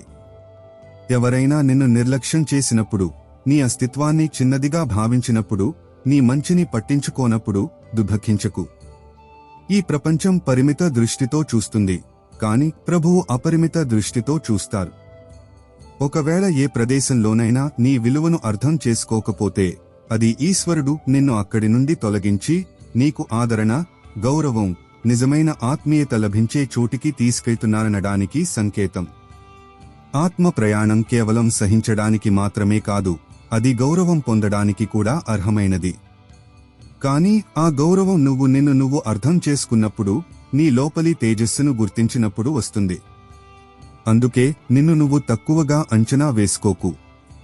నీ విలువ ప్రభువు చేతుల్లో రాయబడి ఉంది, ప్రపంచపు భాషలో కాదు. మన విలువను ఇతరుల అభిప్రాయాలపై ఆధారపరచడం ఆత్మగౌరవ లోపాన్ని సూచిస్తుంది. మన నిజమైన విలువ మన బాహ్య కార్యాలు లేదా విజయాలలో కాదు, మన అంతర్గత స్వరూపంలో, మన ఆత్మలో ఉంది. అది ఈశ్వరుని అంశం. మనం మన ఈ దివ్య స్వరూపాన్ని గుర్తించినప్పుడు మనకు బాహ్య గుర్తింపు అవసరం ఉండదు. ఈశ్వరుడు మనల్ని ఎల్లప్పుడూ మన వాస్తవ విలువ ప్రకారం చూస్తారు. మన ఆత్మ వికాసం జరిగే చోటనే మనల్ని స్థిరపరుస్తారు. జీవితంలో అతిపెద్ద ఆఘాతం ఎప్పుడు తగులుతుందంటే, మనం ఎవరినైతే అత్యధికంగా విశ్వసించామో వారే మనల్ని వదిలి వెళ్ళినప్పుడు, కారణం లేకుండా, వివరణ లేకుండా, కేవలం నిశ్శబ్దంగా. ఎక్కడ పొరపాటు జరిగిందో అని మనం ఆలోచిస్తూ ఉండిపోతాం. కానీ ఇదే ఈశ్వరుని కృప దాగి ఉన్న క్షణం. అన్ని ఆధారాలు దూరమైనప్పుడు పరమ ఆధారం స్వయంగా ముందుకు వస్తుంది. మనసులోని మాట వినేవారు ఎవరూ మిగలనప్పుడు అంతరాత్మ లోతుల నుండి ఒక మౌన పిలుపు వెలువడుతుంది. అది నేరుగా ప్రభువుకు చేరుతుంది. అప్పుడు ఆయన మనల్ని పట్టుకుంటారు, ఏమీ చెప్పకుండా, శబ్దం చేయకుండా, కేవలం తన ఉనికితో. ఆ మౌనంలో ఉన్న శక్తి ఏ మాటలోనూ లేదు. ఆ సాన్నిధ్యంలో ఉన్న ప్రశాంతత ఏ మనిషి నుండి లభించదు. కాబట్టి ఆత్మీయులు దూరమైనప్పుడు కుంగిపోకు, చిరునవ్వు నవ్వు, ఎందుకంటే ఇప్పుడు ఎప్పటికీ వీడని, ఎప్పటికీ మారని అత్యంత పవిత్రమైన తోడు దొరికే సమయం ఆసన్నమైంది. నమ్మక ద్రోహం యొక్క నొప్పి చాలా లోతైనది, కానీ తరచుగా ఈ నొప్పే మనల్ని ఈశ్వరునికి అత్యంత దగ్గరగా తీసుకువెడుతుంది. మానవ సంబంధాలు విఫలమైనప్పుడే మనం ఆత్మ యొక్క పరమాత్మతో ఉన్న ఆ అవినాశి సంబంధం వైపు తిరుగుతాం. ఈశ్వరుని ఆధారం అత్యంత దృఢమైనది, శాశ్వతమైనది. పరిస్థితులు ఎంత ప్రతికూలంగా ఉన్నా ఆయన మనల్ని ఎప్పటికీ వదిలిపెట్టరు. ఆత్మీయులు దూరమవడం, నిజమైన విడదీయరాని బంధం కేవలం ఈశ్వరునితోనే సాధ్యమని మనకు నేర్పుతుంది. దీపం వెలిగినప్పుడు అది తన అస్తిత్వం గురించి చింతించదు, అది కేవలం వెలుగును ఇస్తుంది. దాని ఉద్దేశ్యం కేవలం ప్రకాశాన్ని ఇవ్వడమే, దాని జ్వాల ఎంత చిన్నదైనా సరే. అలాగే ఆత్మ పని కూడా అదే, చీకటిలో కూడా ఆశ అనే జ్వాలను వెలిగించడం. జీవితం కష్టంగా ఉన్నప్పుడు, పరిస్థితులు నీకు వ్యతిరేకంగా ఉన్నప్పుడు, ఆత్మీయుల నిర్లక్ష్యం మనసును కాల్చివేస్తున్నప్పుడు ఈ జ్వాల నిన్ను సజీవంగా ఉంచుతుంది. కాని ఆ జ్వాల లోపల విశ్వాసం అనే నూనె ఉన్నప్పుడే వెలుగుతుంది. ఈ విశ్వాసమే ఆత్మ యొక్క శక్తి. జరుగుతున్నది ఈశ్వరుని ప్రణాళిక అనే విశ్వాసం. ఇప్పుడు ఉన్న చీకటి అంతం కాదనే విశ్వాసం. ఈ విశ్వాసం చివరి వరకు నిలిచి ఉన్నప్పుడు ఆత్మ ఒక దైవిక ప్రకాశంగా మారుతుంది. అది కేవలం తనను తాను మాత్రమే కాకుండా ఇతరులకు కూడా దారి చూపిస్తుంది. కాబట్టి జీవితంలో ఏ మలుపులోనూ నీ విశ్వాసాన్ని సన్నగిల్లనీయకు. అదే నీ అతిపెద్ద వెలుగు, అతిపెద్ద తోడు. విశ్వాసం అనేది అత్యంత కష్టమైన పరిస్థితులలో కూడా మనల్ని ఆశావాదులుగా ఉంచే అంతర్గత శక్తి. ఇది ఈశ్వరునిపై, ఆయన ప్రణాళికపై, మన అంతర్గత శక్తిపై ఉన్న నమ్మకం. విశ్వాసం అనే దీపం హృదయంలో వెలుగుతున్నప్పుడు బాహ్య చీకటి మనల్ని భయపెట్టలేదు. ఈ విశ్వాసం మనల్ని నిలబెట్టడమే కాకుండా ఇతరులకు కూడా ప్రేరణా వనరుగా చేస్తుంది. దీపం తాను కాలి ఇతరులకు వెలుగును ఇచ్చినట్లే విశ్వాసమున్న ఆత్మ ఇతరులకు కూడా ఆశను, దిశను అందిస్తుంది. కొన్నిసార్లు మనం అనుకుంటాం, జీవితంలో ఎన్నో చేజారిపోయాయని, కొన్ని బంధాలు, కొన్ని అవకాశాలు, కొన్ని కలలు. అప్పుడు పశ్చాత్తాపం అనే మేఘం మనసులో కమ్ముకుంటుంది. అది రాబోయే ప్రతి క్షణాన్ని కప్పివేస్తుంది. కానీ నిజం ఏమిటంటే, జీవితంలో ఏదీ నిజంగా పోదు. అది కేవలం రూపాన్ని మార్చుకుని, సమయాన్ని మార్చుకుని తిరిగి వస్తుంది. అసంపూర్ణంగా మిగిలిపోయిన ఆ ప్రేమ, ఎప్పుడూ లభించని ఆ గౌరవం, జారిపోయిన ఆ అవకాశం అన్నీ మళ్లీ వస్తాయి, కానీ మనం లోపల నుండి సిద్ధంగా ఉన్నప్పుడు. ఈ తయారీ బాహ్యమైనది కాదు, ఇది ఆత్మ యొక్క ఒక సూక్ష్మ ప్రక్రియ. విత్తనం మొలకగా మారడానికి మట్టి లోపల సమయం అవసరమైనట్లు మన కోరికలు ఫలాలుగా మారడానికి అంతర్గత పరిపక్వత అవసరం. ఈ పరిపక్వత వచ్చినప్పుడు ప్రతి పోగొట్టుకున్న క్షణం ఒక కొత్త అర్థంతో తిరిగి వస్తుంది, ఆ సమయంలో అర్థం కాని అర్థంతో. కాబట్టి ఓర్పుతో, ఈశ్వరునిపై నమ్మకంతో ఉండు. నీది ఏదో అది ఎప్పటికీ పోదు. బ్రహ్మాండంలో శక్తి నిత్యత్వ నియమం ప్రకారం ఏదీ నాశనం కాదు, కేవలం రూపాంతరం చెందుతుంది. అదేవిధంగా మన కర్మలు, కోరికల ఫలాలు కూడా ఎప్పటికీ నశించవు. అవి సరైన సమయంలో, సరైన రూపంలో మన ముందు వ్యక్తమవుతాయి. మన అంతర్గత తయారీ, అర్హతే ఆ సరైన సమయాన్ని నిర్ధారిస్తాయి. పశ్చాత్తాపపడటానికి బదులుగా మనం మన ఆత్మను పరిపక్వం చేయడంపై దృష్టి పెట్టాలి. మనం సిద్ధంగా ఉన్నప్పుడు మనది ఏదో అది మనకు తప్పక లభిస్తుంది, తరచుగా మునుపటి కంటే మెరుగైన రూపంలో. ఎక్కువ మాట్లాడటం సులభం, కానీ నిజమైన సంబంధం మౌనం కూడా సంభాషణగా మారే చోట ఉంటుంది. జీవితంలోని అత్యంత లోతైన విషయాలు మాటలతో కాదు, మౌనంతో చెప్పబడతాయి. ఎదుటివారు నీ మనసు లోతును చెప్పకుండానే అర్థం చేసుకోగలిగినప్పుడు మాత్రమే ఆ మౌనం ఫలవంతమవుతుంది. అలాంటి వారు చాలా అరుదు, కానీ జీవితంలో ఒక్కరైనా అలాంటి వారు దొరికితే అది ప్రభువు ప్రత్యేక కృప అని భావించు. ఎందుకంటే ఆత్మ భారాన్ని స్వయంగా ఆత్మ మార్గంలో ఉన్నవారే అర్థం చేసుకోగలరు. అలాంటి సంబంధాలలో అంచనాలుగాని, ఆరోపణలుగాని ఉండవు, కేవలం మనం ఒకరినొకరు ఆత్మతో తెలుసుకున్నామనే మౌన అంగీకారం ఉంటుంది. ఈ రోజు నీ జీవితంలో అలాంటి వారు ఎవరూ లేకపోతే దుఃఖించకు. ఇది ఇప్పుడు అంతా తెలిసిన, అంతా అర్థం చేసుకునే నిజమైన తోడును, స్వయంగా ప్రభువును కలిసే సమయం ఆసన్నమైందని సూచన. ఆయన మౌనమే అత్యంత లోతైన సంభాషణ. నువ్వు ఆయన్ని అనుభూతి చెందడం ప్రారంభించినప్పుడు జీవితంలోని ప్రతి శూన్యం నిండిపోతుంది. లోతైన సంబంధాలకు మాటలు అవసరం లేదు. వాటిలో భావాల మార్పిడి మాట్లాడకుండానే జరిగిపోతుంది. ఈ అవగాహన ఆత్మస్థాయిలో ఉంటుంది. అలాంటి తోడు దొరకడం అదృష్టం. కాని అలాంటి వారు ఎవరూ దొరకకపోతే ఈశ్వరుడు ఎల్లప్పుడూ ఉంటారు.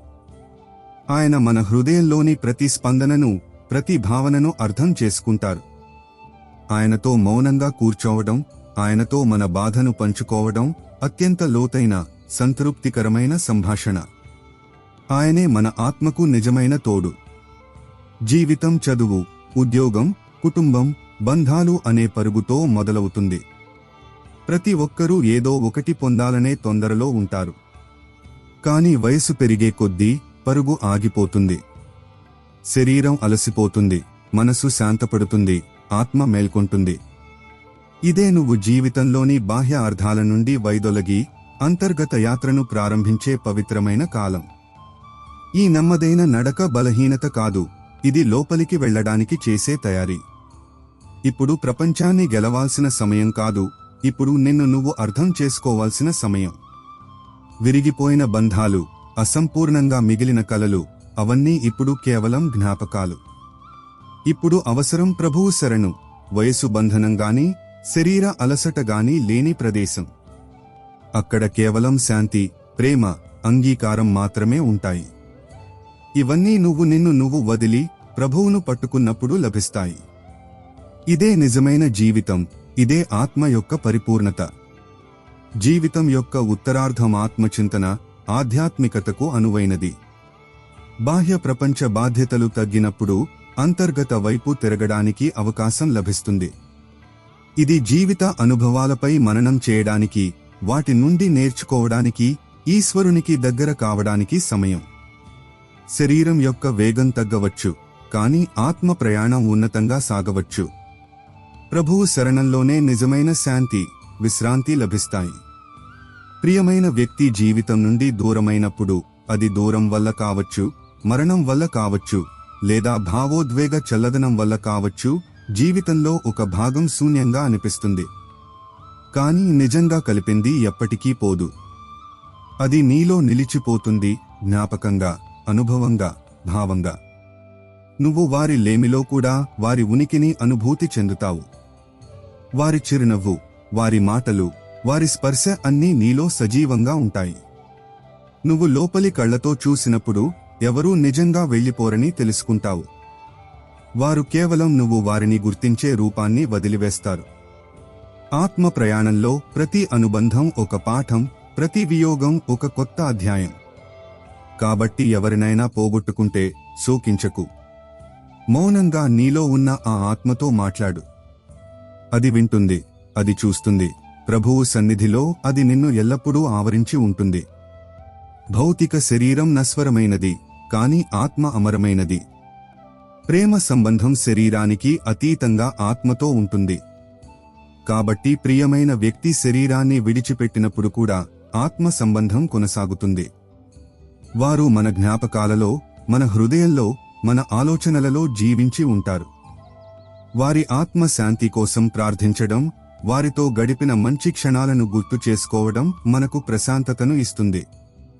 వారి నిష్క్రమణ మనకు జీవితం యొక్క నశ్వరత్వాన్ని బోధిస్తుంది, మన ఆత్మిక స్వరూపంతో అనుసంధానమవడానికి ప్రేరేపిస్తుంది. జీవితంలోని మాటలు ముగిసిపోయినప్పుడు, ప్రతి వాదన విఫలమైనప్పుడు, కళ్ళు ఏడ్చి ఏడ్చి ఎండిపోయినప్పుడు, అప్పుడు లోపల ఒక విచిత్రమైన మౌనం వ్యాపిస్తుంది. ఆ మౌనమే ప్రభువు లోపలికి ప్రవేశించే ద్వారం. వినేవారు ఎవరూ లేనప్పుడు ఈశ్వరుడు స్వయంగా నీలో కూర్చుని నీ ప్రతి మాటను వింటారు, మధ్యలో ఆపకుండా, ఏమీ అడగకుండా, ఏ షరతూ పెట్టకుండా. ఆయన సంభాషణ మాటలలో కాదు, అనుభూతిలో ఉంటుంది. నువ్వు ఏడిస్తే ఆయన నిశ్శబ్దంగా నిమురుతారు. నువ్వు మౌనంగా ఉంటే ఆయన లోపల ప్రతిధ్వనిస్తారు. నువ్వు అలసిపోయినప్పుడు ఆయన తన శక్తితో నిన్ను నిలబెడతారు. ఇదే మౌన భాష.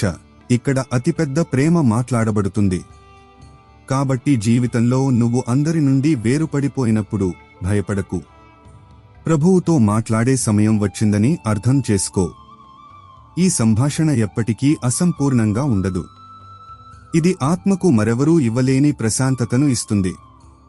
కొన్నిసార్లు జీవితం నిన్ను పదే పదే విరగొడుతుంది, ఆత్మీయుల నుండి దూరం చేస్తుంది, కలలను ఛిద్రం చేస్తుంది, నిన్ను ఒంటరిగా వదిలేస్తుంది. నాకే ఎందుకిలా జరుగుతోంది అని నువ్వు అనుకుంటావు. కానీ నిజం ఏమిటంటే, నువ్వు లోపల నుండి ఖాళీ అయ్యేంతవరకు ప్రభువు నిన్ను నింపలేరు. నీ మనసు, నీ అహంకారం, నీ అంచనాలు ఇవన్నీ నిండి ఉంటే అందులో ఈశ్వరుడు ఎక్కడ నిలుస్తారు? అందుకే ఆయన నిన్ను నెమ్మదిగా ఖాళీ చేస్తారు, నీ బంధాల నుండి, నీ ఆస్తుల నుండి, నీ మోహం నుండి. ఈ ప్రక్రియ బాధాకరంగా ఉంటుంది, కానీ ఇదే ఆత్మ శుద్ధీకరణ. నువ్వు పూర్తిగా ఖాళీ అయినప్పుడు ప్రభువు స్వయంగా నీలో అవతరిస్తారు, ప్రేమగా, శాంతిగా, దివ్యత్వంగా. అప్పుడు నువ్వు మునుపటిలా ఉండవు. నువ్వు ఎవరికీ అధీనుడవు కావు, ఏ దుఃఖానికి బానిసవు కావు. నువ్వు స్వయంగా ఈశ్వరుని ప్రతినిధిగా మారతావు. కాబట్టి జీవితం నుండి చేజారిపోతున్నది కోల్పోవడం కాదు, అది ఈశ్వరునికి స్థానం కల్పించడం. ఈశ్వరుడు మన హృదయంలో నివసించాలనుకుంటారు, కానీ మన హృదయం తరచుగా కోరికలు, అహంకారం, మోహంతో నిండి ఉంటుంది. ఈ అడ్డంకులను తొలగించడానికి ఈశ్వరుడు కొన్నిసార్లు మనల్ని కష్టమైన పరిస్థితుల గుండా నడిపిస్తారు. ఈ ఖాళీ అయ్యే ప్రక్రియ బాధాకరంగా ఉండవచ్చు, కానీ ఇది అవసరం. హృదయం శుద్ధంగా, ఖాళీగా ఉన్నప్పుడే దానిలో దివ్య ప్రేమ, శాంతి నివసించగలవు. ఈ విరగడం వాస్తవానికి కలవడానికి చేసే తయారీ, ఈశ్వరునితో కలవడానికి. తరచుగా మనం మన కన్నీళ్లను ఎవరికీ చూపించలేం. ప్రజలు అర్థం చేసుకోరని, లేదా మనల్ని మనం ఎంతగానో బలంగా చూపించుకున్నాం కాబట్టి ఇప్పుడు ఏడవడం బలహీనతగా అనిపిస్తుందని. కానీ సత్యం ఏమిటంటే, ఆత్మ కొన్నిసార్లు ఏడవాలి. ఆ కన్నీళ్లు లోపల పేరుకుపోయిన వేదనలను ప్రవహింపజేయాలి. ఎవరూ చూడనప్పుడు అదే ప్రభువు అత్యంత సమీపంలో నిలబడి ఉంటారు. ఆయన నీ కన్నీళ్లను తన అరచేతిలో పట్టుకుంటారు, వాటిని వ్యర్థం కానివ్వరు. ప్రతి నిట్టూర్పు, ప్రతి వెక్కిలి, ప్రతి మౌన రోదన ప్రభువు సన్నిధిని ఆహ్వానిస్తుంది. అప్పుడు ఆయన మాట్లాడకుండానే ఏ మనిషి ఇవ్వలేని ఆధారాన్ని నీకిస్తారు.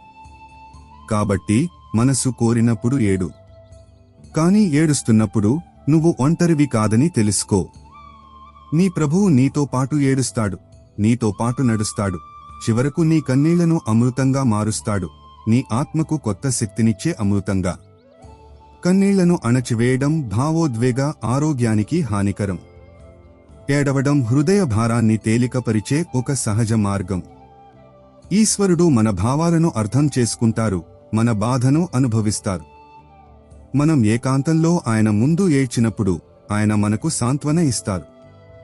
ఈ కన్నీళ్లు శుద్ధీకరణ పనిచేస్తాయి, మనసును నిర్మలంగా చేస్తాయి, మనల్ని ఈశ్వరునికి మరింత దగ్గర చేస్తాయి. ఇవి బలహీనతకు కాదు, సున్నితత్వానికి, ఈశ్వరునిపై ఆధారపడటానికి చిహ్నాలు. మనం చిన్నగా ఉన్నప్పుడు ఈశ్వరుని నామాన్ని తరచుగా సంస్కారాల కారణంగా తీసుకుంటాం.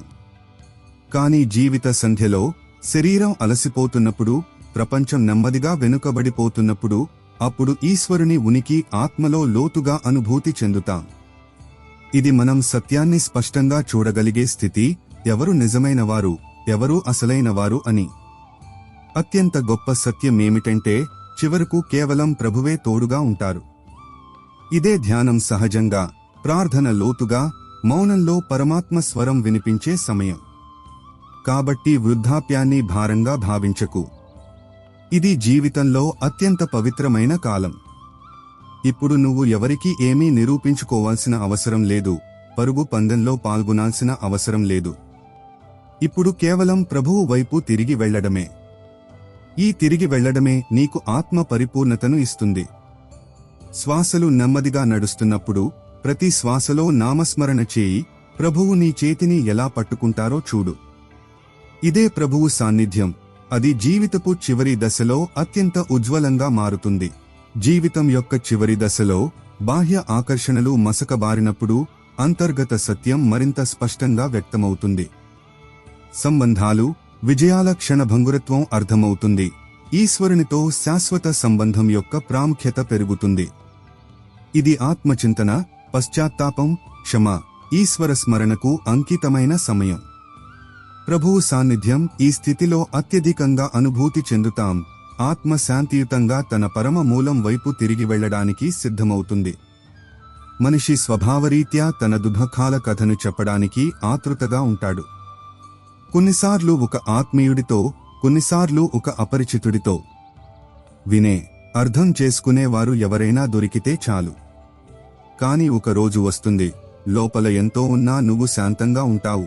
నీ మనసు ఎవరితోనూ ఫిర్యాదు చేయడానికి బదులుగా మౌనాన్ని ఆశ్రయిస్తుంది. అప్పుడు ఆ మౌనం ఈశ్వరునితో లోతైన సంబంధానికి సంకేతం. ఇప్పుడు జరుగుతున్నది ఆయన ప్రణాళిక అని, అర్థం కానిది సమయం వచ్చినప్పుడు స్పష్టమవుతుందని నీకు విశ్వాసం కలుగుతుంది. ఇప్పుడు నీ మనసు ఎవరినీ దోషిగా చూడదు. ఇప్పుడు నువ్వు ప్రతిచర్యలకు అతీతంగా ఉంటావు. ఇది ఆత్మ ప్రభువుతో అనుసంధానమయ్యే స్థితి. ఇక్కడ ఫిర్యాదు స్థానంలో అంగీకారం, దుఃఖం స్థానంలో సమర్పణ ఉంటుంది. ఇది లోపలి తుఫాను శాంతమైన సరస్సుగా మారే స్థితి. జీవితంలోని ప్రతి అల ఇప్పుడు ప్రభువు పాదాల వద్ద సమర్పించబడుతుంది. ఫిర్యాదు చేయడం మానవ స్వభావం, కానీ ఆధ్యాత్మిక పరిపక్వత మనం ఫిర్యాదు చేయడం మానేసి ప్రతి పరిస్థితిని ఈశ్వరుని ఇచ్ఛగా భావించి అంగీకరించినప్పుడు వస్తుంది. ఈ మౌనం బాహ్య నిశ్శబ్దం కాదు, అంతర్గత శాంతి, అంగీకారానికి చిహ్నం. ఇది మనం జీవిత సంఘటనలకు, ఇతరులను లేదా పరిస్థితులను నిందించడం మానేసి ఈశ్వరుని ప్రణాళికపై పూర్తి విశ్వాసం ఏర్పరచుకున్నామని సూచిస్తుంది. ఈ స్థితిలోనే నిజమైన శాంతి, సంతృప్తి లభిస్తాయి. కొన్ని బంధాలు ఎంత లోతైనవంటే అవి విరిగినప్పుడు కేవలం బయటనే కాదు, లోపల కూడా ఎంతో చెల్లాచెదరవుతుంది. ఆత్మ పునాదులే కదిలిపోతాయి, వ్యక్తి తనను తాను గుర్తించలేడు. కాని అలాంటి వియోగమే నిన్ను ఈశ్వరుని వైపు నెడుతుంది. నిన్ను ఎవరూ కాపాడలేనప్పుడు నువ్వు సంవత్సరాలుగా మర్చిపోయినవాడు నిన్ను కాపాడటానికి వస్తాడు. ఆయన నీ విరిగిన భాగాలను కలపరు, వాటికి కొత్త రూపాన్ని ఇస్తారు. ఆ రూపంలో ఇప్పుడు ఆయన స్వయంగా నివసించగలరు. ఇప్పుడు ఎవరైనా విడిచిపెట్టిన ఆ ఖాళీ స్థలం ప్రభువు సన్నిధితో నిండిపోతుంది. అప్పుడు నీకు తెలుస్తుంది, నిన్ను విరగ్గొట్టిన ఆ బంధం వాస్తవానికి నిన్ను ఈశ్వరునితో కలపడానికి ఒక మాధ్యమంగా మారిందని. కాబట్టి ఆత్మ వరకు గాయపరిచే ఆ బాధలకు భయపడకు. అవి నిన్ను ఎన్నో జన్మలుగా నువ్వు వెతుకుతున్న ఆయన ఒడిలోకి తీసుకువెడతాయి.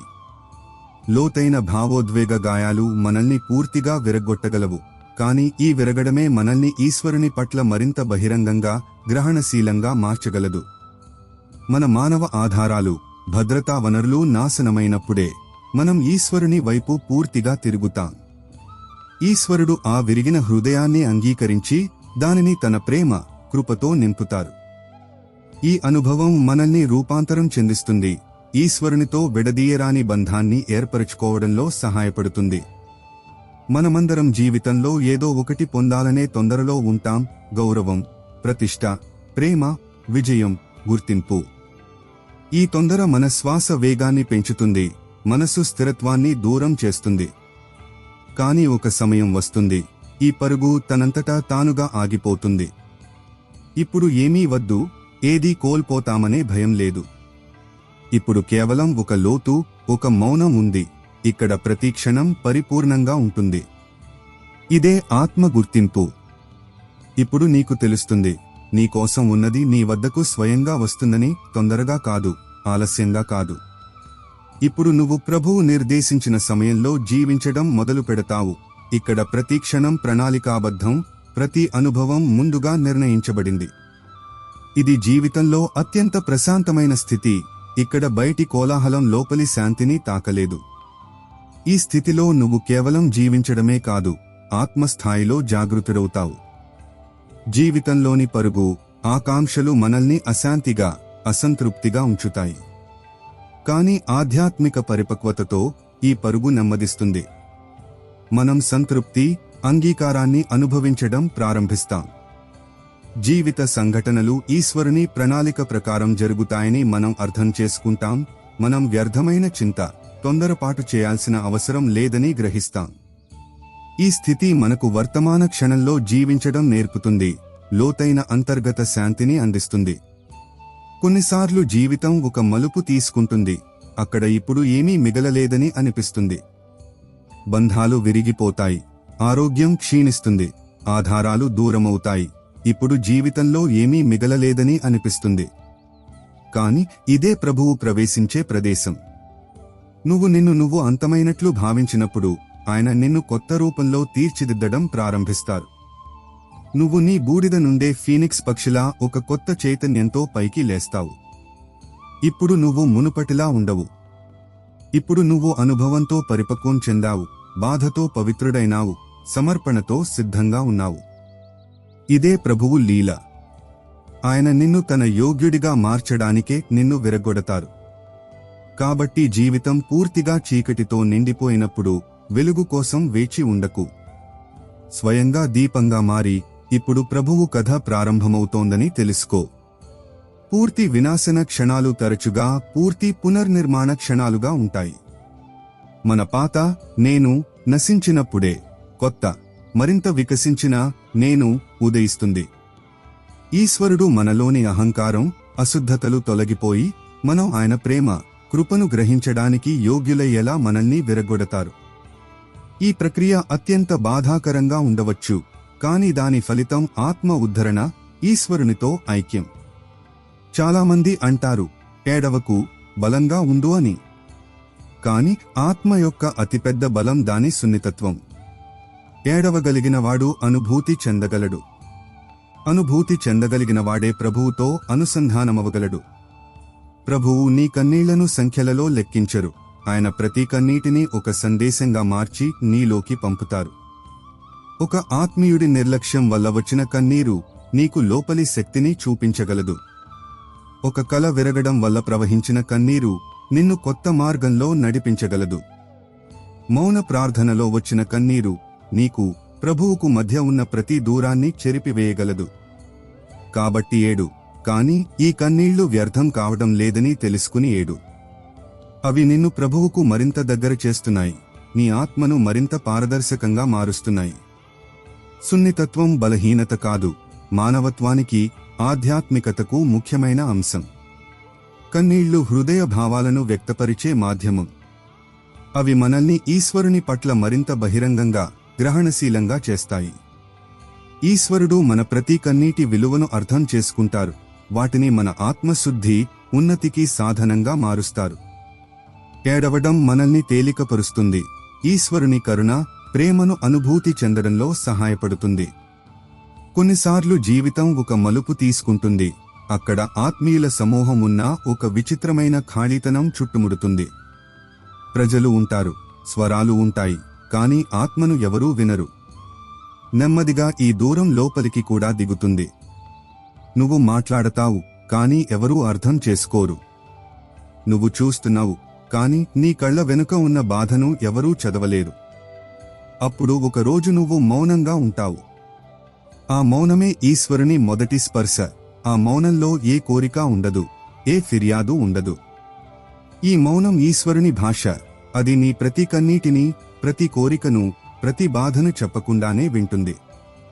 ఇప్పుడు నీకు ఎవరితోనూ ఏమీ చెప్పాల్సిన అవసరం లేదు, ఎందుకంటే నీ అంతరాత్మ స్వయంగా ప్రభువుతో సంభాషించడం ప్రారంభిస్తుంది. ఈ మౌనంలో మాటల కన్నా ఎంతో శక్తివంతమైన శాంతి ఉంటుంది. అందుకే జీవితం నిన్ను మౌనంగా మార్చినప్పుడు ఇప్పుడు ఈశ్వరుడు మాట్లాడబోతున్నారని అర్థం చేసుకో. బాహ్య ప్రపంచంలో వినబడలేదనిపించడం మనల్ని అంతర్ముఖులను చేస్తుంది. మానవ సంభాషణ విఫలమైనప్పుడు దైవిక సంభాషణ మొదలవుతుంది. ఈ సంభాషణ మౌనంగా హృదయం నుండి హృదయానికి సాగుతుంది.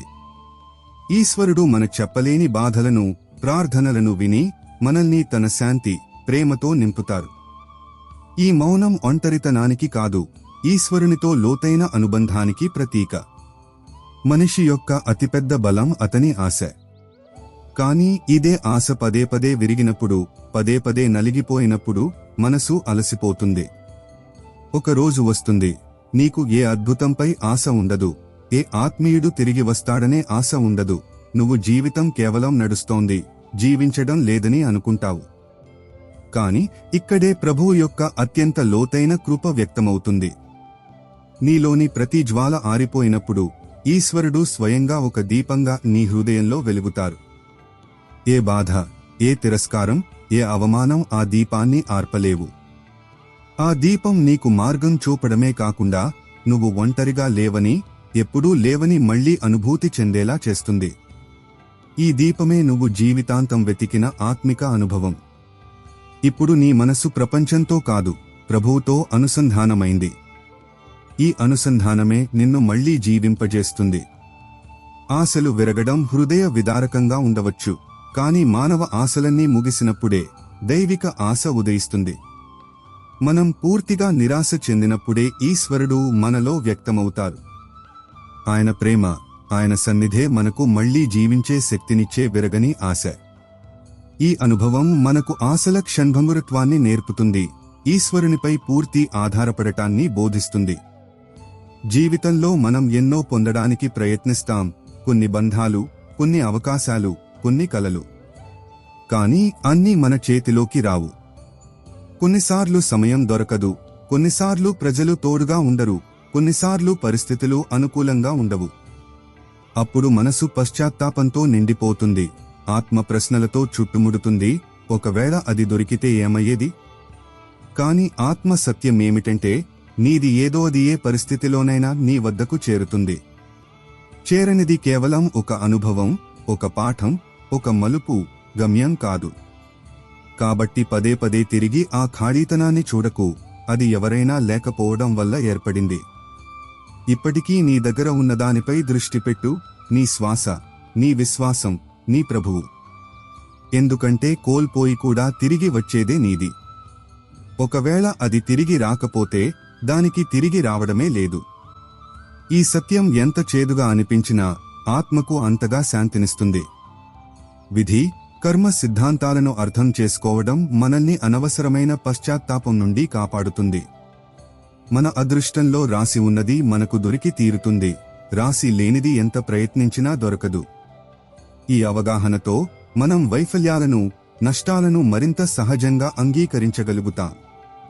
మన దృష్టిని వర్తమాన క్షణాన్ని ఉత్తమంగా ఎలా ఉపయోగించుకోవాలి, మన దగ్గర ఉన్నదానికి కృతజ్ఞతగా ఎలా ఉండాలి అనే దానిపై కేంద్రీకరించాలి. ఈశ్వరునిపై విశ్వాసం, ఏది జరిగినా మన మంచికే జరుగుతుందని మనకు భరోసా ఇస్తుంది. చాలామంది ఫిర్యాదు చేస్తారు, జీవితం పదే పదే ఎందుకు విరగొడుతుంది? పదే పదే ఎందుకు అవమానిస్తుంది? పదే పదే నమ్మకద్రోహం అనే అగ్నిలో ఎందుకు తోస్తుంది అని. కానీ ఇది శిక్ష కాదు, ఇది ఆత్మ పునర్నిర్మాణం. ఒక శిల్పి రాయిపై దెబ్బలు వేసి దానిలో అందమైన ఆకృతిని చెక్కినట్లు ప్రభువు నీ ఆత్మపై బాధ అనే దెబ్బలు వేసి నీకు దివ్యత్వాన్ని ఆకారంగా ఇస్తారు. ప్రతి వియోగం, ప్రతి కన్నీరు, ప్రతి ఒంటరితనం ఇవన్నీ ఆత్మ ఉపరితలం నుండి అహంకారాన్ని తొలగించే పనిముట్లు. అంతా విరిగిపోయినప్పుడు కొత్తది ఏర్పడుతుంది, నీ వాస్తవ రూపమైనది. ఇప్పుడు నువ్వు మునుపటిలా ఉండవు. ఇప్పుడు నువ్వు ప్రేమలో లోతుగా, మౌనంలో సమర్థవంతంగా, సహనంలో దివ్యంగా ఉంటావు. కాబట్టి తదుపరిసారి జీవితం దెబ్బ కొట్టినప్పుడు తప్పకుండా ఏడు, కానీ ఈ దెబ్బతో నీకు ప్రభువు చేతుల్లో ఆకారం లభిస్తోందని తెలుసుకో. జీవితంలోని కష్టాలు ఆత్మను పరిష్కరించే ప్రక్రియలో భాగం. బంగారం అగ్నిలో కాలి శుద్ధమైనట్లు ఆత్మదుఃఖం, బాధ అనే అగ్నిలో కాలి నిర్మలంగా, బలంగా మారుతుంది. ఈ అనుభవాలు మన అహంకారాన్ని కరిగిస్తాయి, మనల్ని వినయవంతులుగా చేస్తాయి, మన సహనశక్తిని పెంచుతాయి. ఈశ్వరుడు మనల్ని విరగ్గొట్టరు, తీర్చిదిద్దుతారు తన దివ్య స్వరూపానికి అనుగుణంగా. ఈ పరీక్షలను శిక్షగా కాకుండా కృపగా భావించాలి. బంధాలలో అతిపెద్ద బాధ ఏమిటంటే మనం వాటి నుండి ప్రేమ, అవగాహన, సమయం వంటివి ఆశిస్తాం. ఈ అంచనాలు నెరవేరనప్పుడు హృదయం విరుగుతుంది, మనసు అలసిపోతుంది, ఆత్మ గాయపడుతుంది. కాని ఒక రోజు వస్తుంది, అప్పుడు నువ్వు అంచనాలు లేకుండా బంధాలను చూడగలుగుతావు. అప్పుడు అవే బంధాలు కొత్త రూపంలో నీ జీవితంలో వికసిస్తాయి. ఇప్పుడు నువ్వు ఎవరి నుండి ఏమీ అడగవు, ఇప్పుడు నువ్వు కేవలం ఇవ్వడం మాత్రమే తెలుసుకుంటావు. ఈ ఇవ్వడం లోపల నుండి వస్తుంది, ఎందుకంటే ఇప్పుడు దానిలో ఈశ్వరుడు ప్రవేశించారు. ఇప్పుడు నీ బంధాలు నీవి కావు, ప్రభువువి అవుతాయి. నీ ప్రేమ ఇప్పుడు షరతులపై నిలబడదు, అది దివ్యత్వం నుండి ప్రేరణ పొందుతుంది. ఇప్పుడు నిన్ను ఎవరూ విరగ్గొట్టలేరు, నిన్ను ఎవరూ మార్చలేరు. ఇప్పుడు నువ్వు ప్రతి బంధంలో ఈశ్వరుని ఉనికిని అనుభూతి చెందడం ప్రారంభిస్తావు. అప్పుడు ప్రతి బంధం పూజగా మారుతుంది, ప్రతి మౌనం ప్రార్థనగా మారుతుంది. అంచనాలే దుఃఖాలకు మూల కారణం, ముఖ్యంగా బంధాలలో. మనం ఇతరుల నుండి మన సంతోషం, పరిపూర్ణతను ఆశించినప్పుడు నిరాశ అనివార్యం. కానీ మనం ఎటువంటి షరతులు, అంచనాలు లేకుండా ఇవ్వడం నేర్చుకున్నప్పుడు మనం బంధాలలో స్వేచ్ఛను, ఆనందాన్ని అనుభవిస్తాం. ఈ నిస్వార్థ ప్రేమ ఈశ్వరుని నుండి ప్రేరణ పొందుతుంది. మనం ప్రతి వ్యక్తిలో ఈశ్వరుని అంశాన్ని చూసి ప్రేమ, సేవాభావంతో ప్రవర్తించినప్పుడు మన బంధాలు మధురంగా, స్థిరంగా ఉంటాయి. మిత్రులారా, ఈ వీడియోలో ఇంతే. ఈ వీడియో నుండి మీరు ఎంతో తెలుసుకున్నారని నేను ఆశిస్తున్నాను. వీడియోను లైక్ చేసి, షేర్ చేసి, కామెంట్లలో జై శ్రీ రాధే కృష్ణ అని రాయడం మర్చిపోకండి. ఇలాంటి జ్ఞానాన్ని, స్ఫూర్తినిచ్చే వీడియోల కోసం మా యూట్యూబ్ ఛానల్కు సబ్స్క్రైబ్ చేసుకుని గంట సింబల్ను తప్పకుండా నొక్కండి. భగవాన్ శ్రీకృష్ణుడు మిమ్మల్ని ఎల్లప్పుడూ ప్రసన్నంగా ఉంచుగాక. జాగ్రత్తగా ఉండండి. జై శ్రీ రాధే కృష్ణ.